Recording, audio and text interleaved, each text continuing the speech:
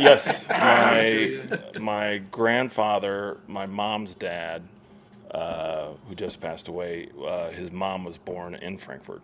So they immigrated from the Black Forest, and I think it was during the Depression after World War One.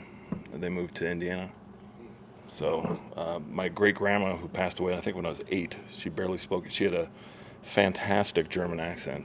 So they can't. The letter J is not a letter. So my mom's name is Julie. So Yulia and Chani, or it was Chuli and Chani. She pronounced it with the CH. Things you remember, like from way back when you were a childhood. Have you ever been there? Yeah, a couple times. Went over there when I was after college, like in my 20s, when traveling with friends. And my dad used to bring me on business trips when I was a little guy.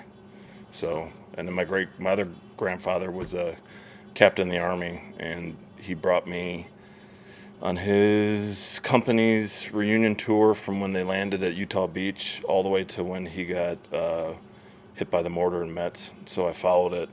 We got on the bus and went to Utah, and then went all the way and saw everything. So I've been to Europe a couple times. It's really cool experience when you get to do it, especially when the grandpa was like, "That's right there is where I got hit by the mortar."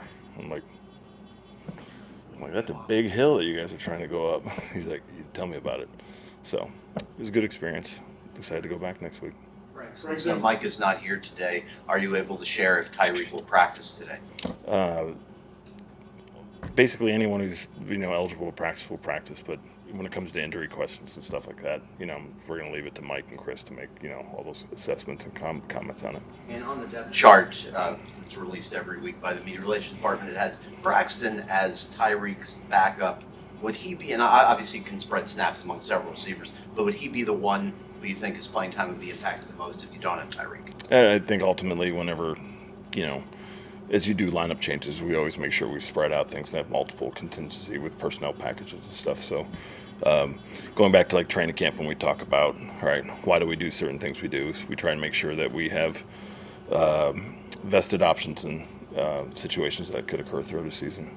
And so, Frank, with the possibility of Tyreek not playing, how does that affect weekly planning? Do you prepare as though you're going to play with him and without him, or do you do it one way or the other? What do you do? I think we kind of just weigh the how we want to attack the defense and use the personnel that we know is going to be available. So when it comes to contingencies throughout really a whole season, I mean those are things we weigh in every week. Kind of you have an idea earlier in the week, so like. We make sure that we have options just in case for all the things that could occur. How was prep different this week, knowing the Patriots kind of deployed that 3 safety plan against you guys in week 2?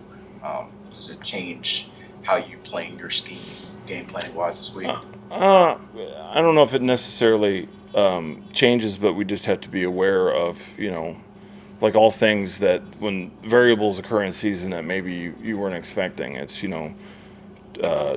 trusting our rules, trusting what we're doing. You play through what you see, making sure that we have options, schematically that account for, variance and coverages are really in front, just all defensive stuff. So I think when you play a, good defense like the Patriots that, will give you, a lot of variance, I think that the big thing is that we make sure that we understand our intent, our purpose, and what each play's trying to do.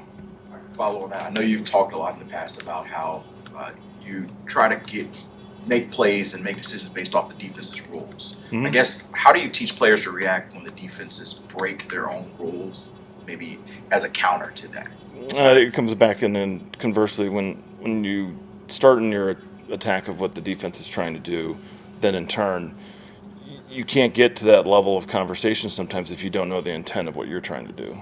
So it's like... when you're learning in college and all of a sudden, you didn't start off with 101 English and you tried to jump to 401 English, and all of a sudden you're like, I can't structure this paragraph the way I want to, or is that a preposition? Should I end that with a question mark or an exclamation point? You can't get to those levels, but if you build appropriately, then therefore you're like, okay, I understand where I fit because I understand my purpose of this play, what this concept is trying to attack. Now we match defenses of a week of each week that, okay, here's what we're trying to attack, and that's how the player can know, hey, there's carryover in some concepts, because they can go, oh, because they're like this defense, they're like that defense.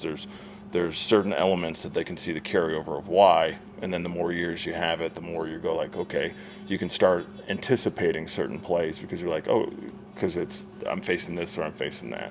So I think ultimately, as we attack defenses, that's why we spend so much time in the offseason understanding why we're doing what we're doing, and then you build into understanding the concept, what it's trying to attack and why, and how you build it with the moving pieces.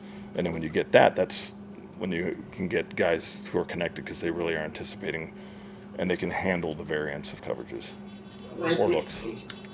We know that Tua is amazingly accurate. He's got 6 interceptions in 7 games. Last year it was 8 and 13.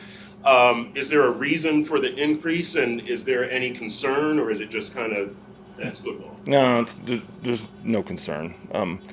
There's never really one reason why you can just sit there and go, hey, it's this. I think ultimately is through the course of a season, it's at the end is when you make the ultimate assessment of, how each week, because, you can have games where some things we can sit there and we can scrutinize it, but at the end of the year you can look back and then that's where you can reflect on maybe where and why certain things happened, and that's where you can see in the back half of the season a drastic improvement. So ultimately, this part of the season is you're really learning, who your team is, how to really utilize them, how to put them in the best positions possible. They're learning their communication with each other, expectations of each other, and then that's where you're building so the back half of the season you're really working to play your best football, right, as you get near the end. Frank, if Connor is healthy to play center, do you still view Liam as an option to play left guard, or are you solely viewing him as like a backup center now? Well, I think that's why we train the group the way we do with the versatility in it, so we give ourselves options. We don't limit ourselves to, hey, well, he's either this position only. We make sure that we allow ourselves versatility in our training, so we can use the best available to allow them to play at their best when we need them on Sundays. Cedric Wilson made a couple big catches while Jalen Waddle was out. What were your thoughts on his play and his outlook? Yeah, I think everything. It's like each week and the growth and the little things you can improve on. Obviously each guy is always working on something each week, and you're working for that improvement. So when you look at the way the season goes, it's that focus on the daily process and getting better. And I think ultimately that's just one thing that he's embraced, and all the guys have embraced, is just the commitment to get better. And there are a lot of things in the game that we know we can get better at, but there are a lot of good things too that we saw that were growth for where we want to go for the long term. Great. He's great guy, just understanding, his level of football and his level of knowledge of football, his love of football and stuff like that, and just get him indoctrinated into our system. He's been great so far. I really enjoy having him around. Mike said there was a package of plays that he considered using, but ultimately didn't go to any of those because of game flow. Are you guys getting more comfortable with maybe seeing him get some more action, get some touches? Yeah, ultimately, everyone who's active on game day, we're trying to make sure that we're able to use them in some role, all right, and as far as helping the football team win. So packages of plays that we use for guys we have up each week, and just the way the flow game goes, the way the flow of the game goes really allows for us to be able to implement certain things, and some things we just weren't able to get to. So each week as he grows within his knowledge of the offense and how we're going to use him, the variance of what we're trying to attack each week is also the things that we have to weigh in. And yeah, we've been very pleased with what he's done so far, though. Frank, along the same lines, Jeff Wilson only got 7 snaps last week. Was that an issue of ramping him up a little bit, or was it strictly a matter of game flow? Game flow. The one thing we came out of the game is, you could see in the second half, we started to get to a couple things that in the run game that we were meaning to get to, just hadn't gotten. You're attacking for certain reasons, and then when we got to the stuff later on that we knew we felt really good about, and then you could see we're starting to make headway, but then it's just ultimately the way the game went. We weren't able to do certain things, and that's stuff that we looked at after the game and making sure we can run the ball effectively and get our players enough touches so they can get in the flow. You guys had done a really good job of pre-snap penalties early in the season. This week, had a few false starts and delayed games.